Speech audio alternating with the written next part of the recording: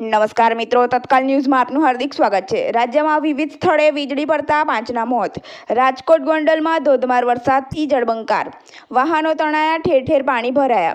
રાજ્યમાં વિરામ બાદ ફરી વરસાદી માહોલ જામ્યો છે। આજે 15 જૂનના રોજ નર્મદા, ડાંગ, નવસારી, વલસાડ, તાપી અને દમણ, દાદરા નગર હવેલીમાં છૂટાછવાયા સ્થળોએ, જ્યારે સૌરાષ્ટ્રના જિલ્લાઓમાં અમરેલી અને ભાવનગરમાં ભારે વરસાદની સંભાવના છે।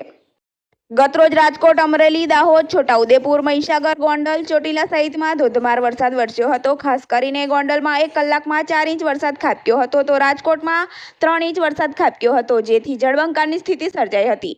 બીજી તરફ વીજળી પડવાની પણ ઘટના બની હતી। રાજકોટમાં વીજળી પડતા એક વ્યક્તિનું તેમજ 14 ઘેટા બકરાના મોત થયા હતા, તો દાહોદમાં પિતા પુત્રનું અને 2 બળદનું મોત થયું હતું, જ્યારે માંગરોળમાં મહિલાનું મોત થયું હતું, તેમજ કાલોલ તાલુકાના મોકડ ગામે આકાશી વીજળી પડતા સરપંચ મોત નીપજ્યું હતું। આજે 15 જૂનના રોજ ગુજરાતના જિલ્લાઓમાં નર્મદા, ડાંગ, નવસારી, વલસાડ, તાપી અને દમણ, દાદરા નગર હવેલીમાં છૂટાછવાયા સ્થળોએ, જ્યારે સૌરાષ્ટ્રના જિલ્લાઓમાં અમરેલી અને ભાવનગરમાં ભારે વરસાદની સંભાવના છે।